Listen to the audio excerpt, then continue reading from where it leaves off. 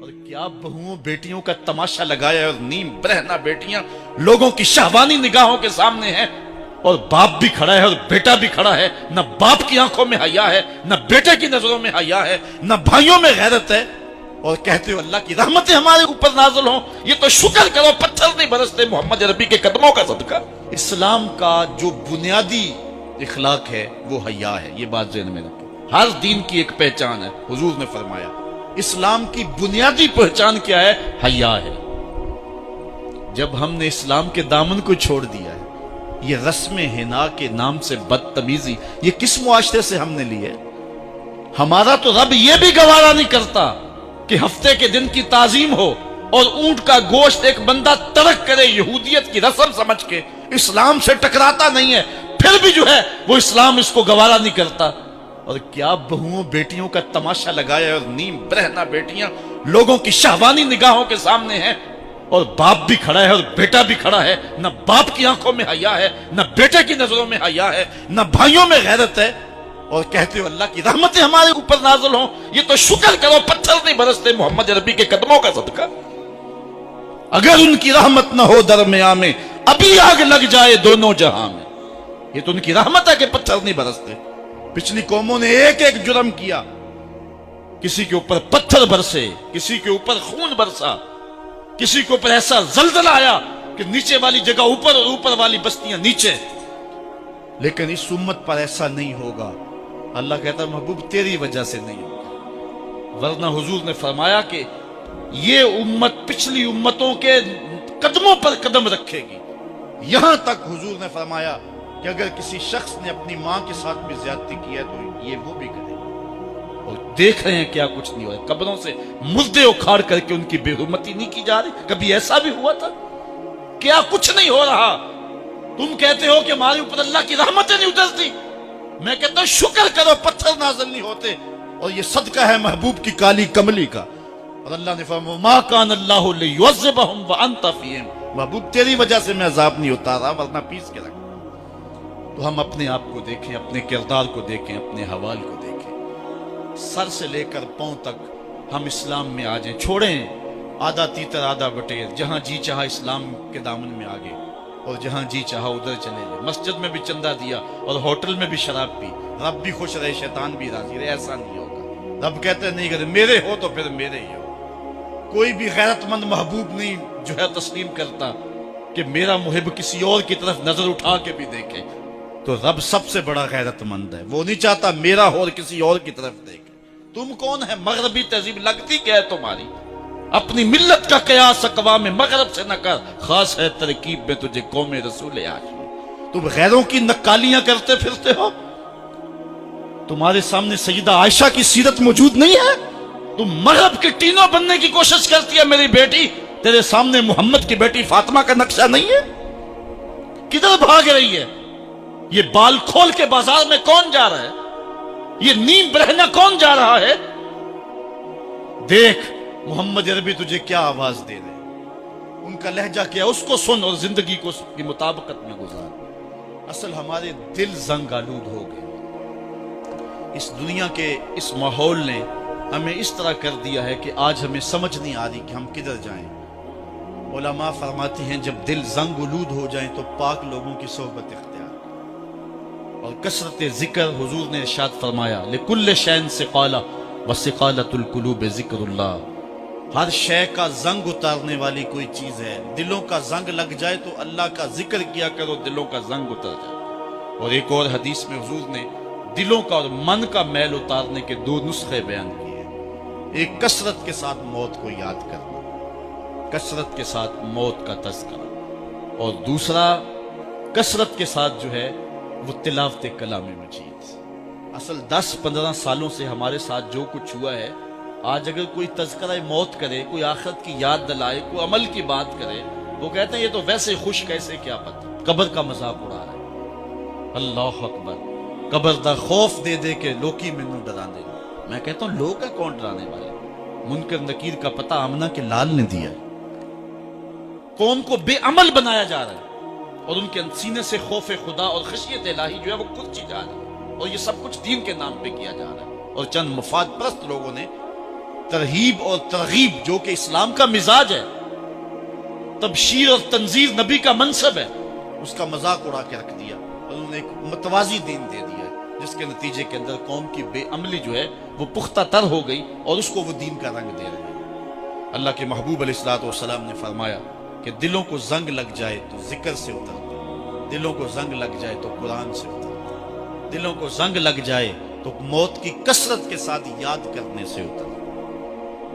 قرآن مجید کی تلاوت معمول زندگی بنا۔ وہ کہتے ہیں کہ چہرے کا پردہ نہیں ہے، ہاتھوں کا پردہ نہیں ہے، پاؤں کا پردہ نہیں ہے۔ شاید وہ اس بات کو جو ہے وہ سمجھنے سے قاصر ہیں کہ یہ محارم کے لیے ہے۔ عورت کا مخصوص اعضاء کا پردہ تو اس کے باپ سے بھی ہے، اس کے بھائی سے بھی ہے، اس کے محارم سے بھی ہے، حتیٰ کہ بیٹے سے بھی ہے۔ لیکن یہ جو اعضاء ہیں ان کا پردہ بھی عورت کے اوپر لازم ہے، چونکہ جو شر پیدا ہوتی ہے وہ چہرے سے اس کا آغاز ہوتا ہے۔ تو میں ایک بات کہا کرتا ہوں کہ یہ جتنے دلائل ہیں، ان دلائل کے جواب بھی علماء نے دیے ہیں، یہ ساری بحث کی جا سکتی ہے۔ میری مائیں بہنیں تصور کر لیں کہ سیدہ فاطمہ تو زہرا کا پردہ کیسا ہوگا، تو ان کے تصور میں حیا میں لپٹی ہوئی فاطمہ دکھائی دے گی۔ بلکہ سیدہ فاطمہ تو زہرا سے جب پوچھا گیا کہ عورت کا صحیح پردہ کیا ہے، تو انہوں نے کہا کہ عورت کا صحیح پردہ یہ ہے کہ وہ کسی مرد کو نہ دیکھے اور کوئی مرد اس کو نہ دیکھے۔ حضرت عبداللہ ابن مکتوم رضی اللہ تعالی عنہ کے سامنے ازواج مطہرات نے پردہ نہیں کیا تو وہ آنکھوں سے نابینے تھے، تو حضور نے اس پر انہیں تنبیہ کی کہ تم نے پردہ کیوں نہیں کیا؟ تو انہوں نے کہا حضور وہ تو نابینا ہے۔ تو فرمایا کہ تم نابینا تو نہیں ہو۔ تو پردہ مرد سے بھی ہے، جہاں فتنے کا امکان بھی ہو، شریعت نے وہ راستہ ہی مسدود کر دیا ہے تاکہ کل کوئی فتنہ کھڑا نہ ہو جائے۔ تو میں سادی سی بات یہ کرتا ہوں کہ پردے کے حوالے سے دلائل کی دنیا بھی ایک بہت بڑی دنیا ہے، لیکن میری مائیں اور بہنیں یہ تصور کریں کہ سیدہ فاطمہ تو زہرا کا پردہ کیا ہوگا، تو یہ تصور کرنے سے ہی طبیعت میں حیا پیدا ہونا شروع ہو جائے گا، اور سیدہ کا پردہ اور ان کی عصمت اور ان کی آبرو کا انداز سمجھ میں آ جائے گا۔ حضرت اسماء بنت امیس رضی اللہ تعالیٰ عنہ فرماتی ہیں کہ میں سیدہ فاطمہ زہرا کے پاس بیٹھا کرتی تھی، اور انہیں سب سے زیادہ فکر اس بات کی تھی کہ زندگی میں تو عورت اپنے پردے کی حفاظت کر لیتی ہے، لیکن مرنے کے بعد جب پٹڑے پہ چارپائی پہ سے ڈالا جاتا ہے تو اس کا جسم جو ہے وہ جنبش کرتا ہے اور وہ مختار نہیں ہوتی ہے، تو اعضاء دکھائی بھی دیتے ہیں، اعضاء کی حیت بھی سمجھ میں آتی ہے، تو یہ بڑا مشکل لمحہ ہوگا جو مرنے کے بعد درپیش ہوتا ہے۔ تو فرماتی ہیں کہ میں نے انہیں کہا کہ جب حبشہ کی جانب ہجرت کی تھی تو میں بھی ان لوگوں میں شامل تھی، تو میں نے وہاں حبشہ میں دیکھا ہے کہ چارپائی کے چاروں پایوں کے ساتھ شاخ باندھ دیتے ہیں اور پھر ان کو درمیان میں جوڑ دیتے ہیں اور اس کے اوپر کپڑا ڈال دیتے ہیں اور یہ ایک ڈولی بن جاتی ہے۔ تو کہتی ہیں جب میں یہ بات بتائی تو سیدہ بہت زیادہ خوش ہوئی، کہا یہ تو ایک بہت اچھا طریقہ سمجھ میں آ گیا جس سے مرنے کے بعد بھی عورت کے پردے کی اور اس کے جسم کی حفاظت ہو سکے گی، کسی کی نظر نہیں پڑے گی۔ تو یہ وہ سیدہ ہیں کہ جنہوں نے اپنے پردے کی حفاظت یوں کی کہ غیر مرد نے انہیں نہیں دیکھا، اور پھر مرنے کے بعد بھی ان کے لیے وہ ڈولی تیار کر لی گئی، رات کی تنہائیوں میں ان کا جنازہ پڑا گیا، اور یہ وہ پاک دامن خاتون ہے جن کا آنچل مہر و ماں نے بھی نہیں دیکھا ہے۔ اور جب قیامت کا دن ہوگا تو حضرت سیدہ فاطمہ زہرا 70,000 خواتین کے جلو میں نکلیں گی، تو آواز آئے گی یا اہل الجمع غدوا ابصارکم لأن فاطمہ بنت محمد حتی تمر، اے لوگوں نگاہیں نیچی کر لو، محمد عربی کی بیٹی کی سواری گزر رہی۔ تو دنیا پر بھی ان کے پردے کی حفاظت، بعد از وصال بھی، اور پھر قیامت کے دن بھی۔ مجھے بتائے عورت کیا وہ مغرب کی آوارہ لڑکی کے روپ میں زندگی گزارنا چاہتی ہے یا سیدہ فاطمہ زہرا کے پردے کی وارث بننا چاہتی ہے؟ وہ سڑکوں پر لہرا کر چلنے میں فخر محسوس کرتی ہے یا کہ وہ اپنے مخصوص پردے میں لپٹ کر کے تقدس مہاب انداز میں گھر سے مجبوراً نکلنا پڑے تو نکلنا پسند کرتی ہے؟ کوئی بھی شریف زادی یہ پسند نہیں کرے گی کہ وہ مغرب کی حیا باختہ لڑکیوں کی طرح آوارہ مزاج ہو اور اس کی طرف شہوانی اور بھوکی اور غلیظ اور گندی نظریں اٹھے۔ وہ چاہے گی کہ میں تقدس معاب زندگی گزاروں۔ میری بہن، تیرا برقع تیرے لیے قید خانہ نہیں، تیرے برقعے کی ایک سلوٹ تیرے حیا کا پہرا ہے۔ تو مغرب کی ٹینوں نہیں ہے، تو مشرق کی بیٹی ہے، تو فاطمہ ہے، تو عائشہ ہے، تو حفصہ ہے۔ تیرا پردہ اس کائنات کے حسن کی علامت ہے۔ تو سمٹ جائے گی تو امت پھیل جائے گی، تو گھر کو سنبھال لے گی تو امت بحر و بر پہ جاری ہو جائے گی۔ تو عورت کو گھر میں سمٹ کر کے اپنی اندرون خانہ ذمہ داریوں کو سنبھال کر کے اپنی عصمت اور اپنی آبرو کی حفاظت کرنی چاہیے تھی۔ اقبال نے بڑی خوبصورتی سے اس پر بحث کی ہے کہ عورت کے لیے پردہ ضروری ہے یا نہیں، اور پھر کہا عورت کو یہ خود اپنے آپ سے پوچھنا چاہیے کہ وہ کس روپ میں اچھی لگتی ہے۔ ذرا دیکھیے اقبال کا لہجہ، اللہ اکبر۔ اس راز کو عورت کی حقیقت ہی کرے فاش، مجبور ہے معذور ہے مردانے خرد مند، کیا چیز ہے آرائش و زیبائش میں زیادہ، آزادی نسواں یا زمرد کا گلو بند۔ اقبال کہتا ہے کہ عورت اپنے اندر کی عورت سے پوچھے کہ اس کے لیے حسن کہاں ہے، زمرد کا گلو بند اس کو دیا جائے اور وہ پردے میں جو ہے وہ سمٹ کر کے گھر کی ملکہ بن کے رہے، تو یہ اس کے لیے زیادہ اعزاز اور عزت اور فخر کی بات ہے، یا وہ جو ہے وہ آزادی نسواں کے نام سے بازاروں میں گھومتی پھرے اور مردوں کے سامنے ہنس ہنس کے باتیں کرتی پھرے۔ ایک عورت 4 گھر کے افراد کی خدمت کو اپنے لیے بوجھ سمجھتی ہے اور اسلام کو متعون کرتی ہے کہ اسلام نے مجھے جو ہے وہ پابند کر دیا ہے اور گھر کے اندر محدود کر دیا ہے، اور میں اتنے بچوں کی تربیت میرے کندھوں پہ ڈالتی ہے، اور میں شوہر کی خدمت بھی کروں، بچوں کی خدمت بھی کروں، تو اسلام نے تو میرے اوپر بڑی پابندی لگا دی ہے، مجھے آزادی ملنی چاہیے۔ اور وہ عورت جو 4 بچوں کی خدمت اپنے لیے بوجھ سمجھتی ہے اور پھر وہ 300 مسافروں کو ہنس ہنس کے کبھی پانی پیش کرتی ہے، کبھی کھانا پیش کرتی ہے، 300 مسافروں کو ہنس ہنس کے مسکرا کے لہک لہک کے پانی پیش کرنا اور کھانا دینا، اور مختلف ذہنیتوں اور گندی سوچوں کے حاملین لوگ بھی اس طبقے میں موجود ہوتے ہیں اور ان کی شہوانی نظروں کا شکار ہونا، کیا عورت کے لیے یہ عزت ہے؟ یا عورت کے لیے یہ عزت ہے کہ گھر کی 4 دیواری میں سمٹ جائے اور تقدس ماحول کے اندر اپنے بچوں کی تربیت کرے؟ عورت کو جتنی ذمہ داریاں دی گئی ہیں وہ صرف ان کو سنبھال لے اور ان کے سنبھالنے کا حق ادا کر دے تو وہ ایک اچھے معاشرے کی تشکیل کی ضمانت بن جاتی ہے۔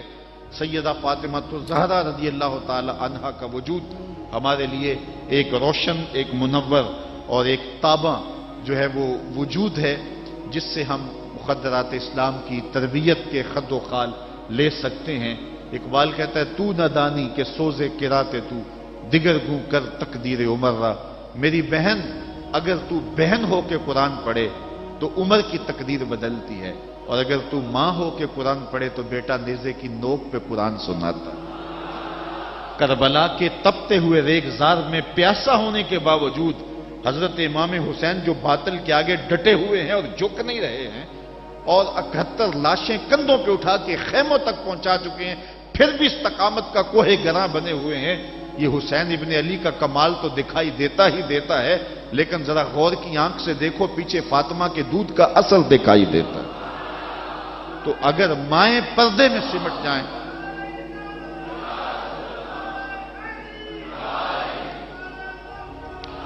تو یہ حضرت امام حسین کی صورت کے اندر امت کو جو خوبصورت تحفہ دیا، بلکہ یہاں اقبال تو بے خود ہو گیا نا، وہ کہتے ہیں آپے سے باہر ہونے کی کیفیت، کہ عقیدت کا رنگ ایسا چڑھا کہ بس جذبات سے مغلوب ہوا۔ اقبال کہتا ہے کہ رشتہ آئین حق زنجیر پاس فرمانے جناب مصطفیٰ، ورنہ گردے تربتش گردید میں سجدہ برخا کے او پاشید میں۔ اے فاطمہ جو کام تو نے کیا، اگر شریعت کے حکم کی زنجیریں میرے پاؤں میں نہ ہوتی اور آپ کے باپ کا ہی حکم کہ اللہ کے علاوہ کسی اور کو سجدہ جائز نہیں، یہ مجھے ملحوظ نہ ہوتا، تو میں کعبے کی طرف رخ کر کے سجدہ کرنے کی بجائے تیری قبر کی مٹی کی طرف منہ کر کے سجدہ کرتا، اور میں کعبے کا طواف کرنے کی بجائے تیری قبر کا طواف کرتا، کیونکہ جو کام تو نے کیا ہے وہ کسی اور نے نہیں کیا۔ نبی کے گھر کی ہے عظمت، نبی سے سنتے ہیں، علی کے گھر کی ہے عزت، علی سے سنتے ہیں، وہ جس نے معزز کیا گھرانے کو، حسین پال کے جس نے دیا زمانے کو۔ تو یہ تھا حضرت سیدہ فاطمہ تو زہرا رضی اللہ تعالی عنہا کا کردار۔ آج کی عورت سیدہ کے کردار کو اپنے لیے نمونہ حیات بنا کے اپنی زندگی کی راہیں متعین کر دے۔ اگر پندے سے درویش پذیری، ہزار امت بمیرت تو نہ میری، بطول باش و پنہا شو ازیں عصر کہ در آغوش شبیر بگیری۔ اگر فقیر کی ایک بات تو مان لے، ہزار امت مر جائے گی۔ اقبال کہتا امت مسلمہ تجھے زوال نہیں آ سکتا، اور وہ کیا ہے؟ بطول بن جا اور زمانے کی نگاہوں سے پوشیدہ ہو جا، پھر تیری گود میں بھی حسین کے جانشین جنم لیا کریں گے۔ تو جب عورتوں کا کردار بچوں کی تربیت تک محدود ہوتا ہے اور وہ اس کردار کو بحسن و خوبی نبھاتی ہیں تو پھر ایک اچھا معاشرہ تشکیل پاتا ہے۔ لیکن جب حیا باختگی زمانے کو جکڑ لیتی ہے تو پھر قومیں اپنا وجود کھو دیتی ہیں۔ ہمیں ان تمام اسباب پہ غور کرنا چاہیے جس نے اس امت کو عروج سے زوال کی طرف دھکیل دیا، تو ہمیں ایک سبب یہ دکھائی دے گا کہ مقدرات اسلام کا جو کردار تھا، جو ذمہ داریاں تھیں، وہ اس نے پھر ادا جب کرنا چھوڑ دی اور اپنے دائرہ کار سے باہر آ گئیں، تو پھر وہ ذمہ داریاں نہ نبھانے کے سبب امت روح بزوال ہوئی۔ گھروں میں بیٹھ کر کے ماؤں نے تربیت کی تھی۔ ہم نے دور اسلام کے اندر بڑے بڑے مشکل حالات دیکھے ہیں۔ مشکل حالات میں جب اسلام پہ سخت سے سخت وقت آئے، لیکن جب درگاہیں بند ہوں گی، جب خانقاہیں بند ہو گئیں، جب مدارس دینیاں بند ہو گئے، جب اذانوں پہ پابندی لگ گئی، جب بہت کچھ ہوا تھا، لیکن ماں کی گود کی درسگاہ تو کبھی بند نہیں نہ ہوتی ہے۔ تو ماؤں نے اس وقت دین کو زندہ رکھا۔ آج بھی ہمیں اسی طبقہ نساء سے امید ہے کہ یہ دوبارہ امت کی نہضت کے لیے جو ہے وہ ایک با ہمت کردار ادا کریں گی۔ اللہ تعالیٰ خواتین اسلام کو حضرت سیدہ پاک کے اسوہ نور کی روشنی میں اپنی زندگی گزارنے کی توفیق عطا فرمائے۔ یہ جو سال ہا سال کے بعد اور سال کے دوران بھی ان کا تذکرہ کیا جاتا ہے، تو فضائل کا باب بھی اپنی جگہ پہ، لیکن ہمیں ان کی زندگی بطور نمونہ اختیار کر کے ماؤں بہن اور بیٹیوں کو اپنی زندگیوں میں شامل کر لینی چاہیے، تاکہ جو ہے وہ اس سے روشنیاں اور اجالے زندگیوں میں شامل کر لیے جائیں۔ اللہ تعالیٰ اپنی خاص رحمتوں سے ہمیں مالا مال کرے اور اپنی خاص کرم نوازیوں سے ہم سب کو اپنی رحمت